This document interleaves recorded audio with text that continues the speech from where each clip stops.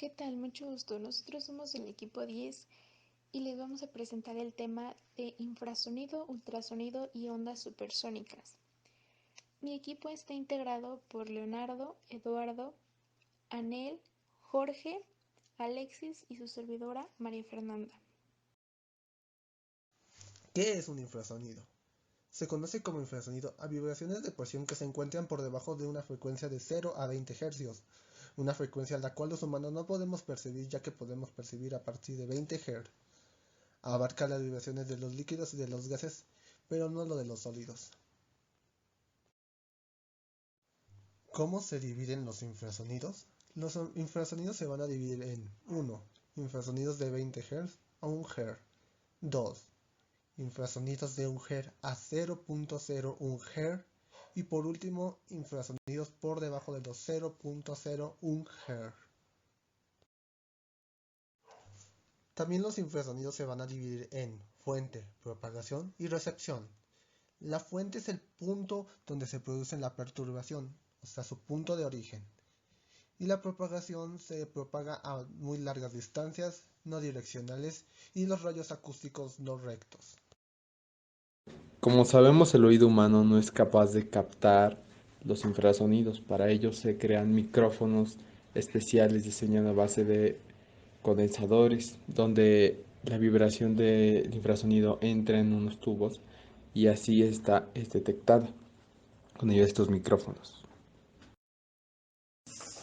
Las fuentes de los infrasonidos se dividen en dos.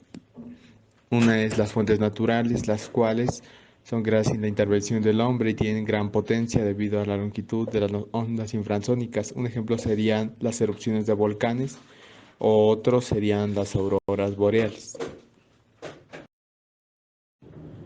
Las fuentes artificiales son aquellas que son creadas por el hombre por medio de sus artefactos o máquinas de manera directa o indirectamente. Un ejemplo de ellas podría ser el boom sónico, que es creado por los aviones y que tiene una frecuencia de 0.1 a 6 Hz, y los resonadores y bocinas. Los ultrasonidos son aquellas ondas sonoras cuya frecuencia es superior al margen de audición humano, es decir, 20 kHz aproximadamente. En cuanto a las longitudes de ondas, estas son de orden de centímetros para frecuencias bajas y del orden de micras para altas frecuencias.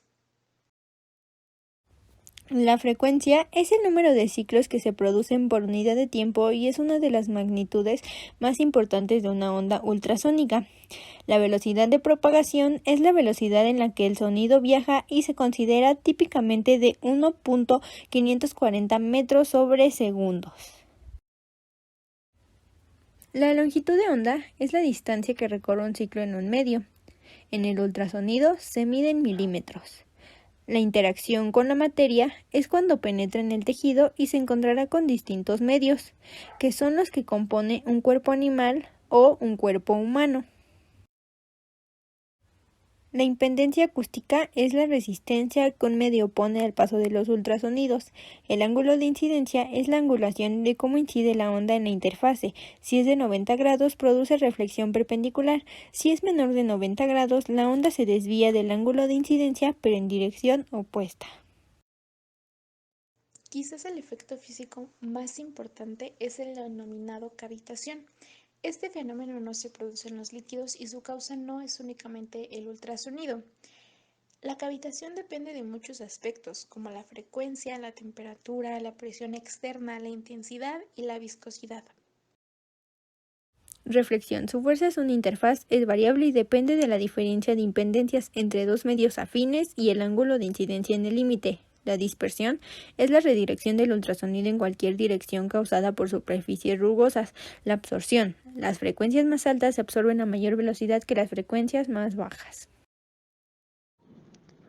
La palabra supersónico se refiere a que un objeto supera la velocidad del sonido, siendo mayor a 1235.52 km por hora o a 343 metros sobre segundo al nivel del mar. Las velocidades que son mayores a 5 veces la velocidad del sonido son llamadas hipersónicas.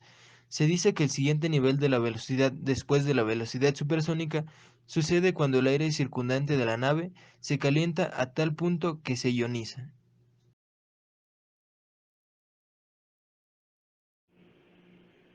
Existen vehículos hipersónicos capaces de superar las velocidades muy altas, presentando resistencia a grandes esfuerzos térmicos que pasan en su superficie, y también desaloja el calor que genera.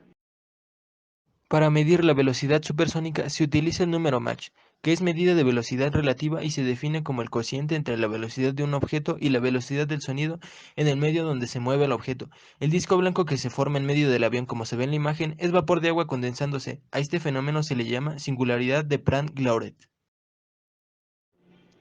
La singularidad de Prandtl-Glauert ocurre en una caída de la presión del aire, causando una nube de condensación cuando un objeto atraviesa la barrera de sonido. Si la humedad del aire es suficiente, produce una extrema presión condensando el vapor de agua presente en el aire. Cuando un avión se acerca a la velocidad del sonido, la forma en que fluye el aire a su alrededor cambia y se convierte en un fluido compresible.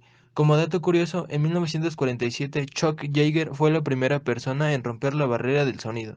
Ya en los años 50, las aeronaves sin problema rompían la velocidad del sonido.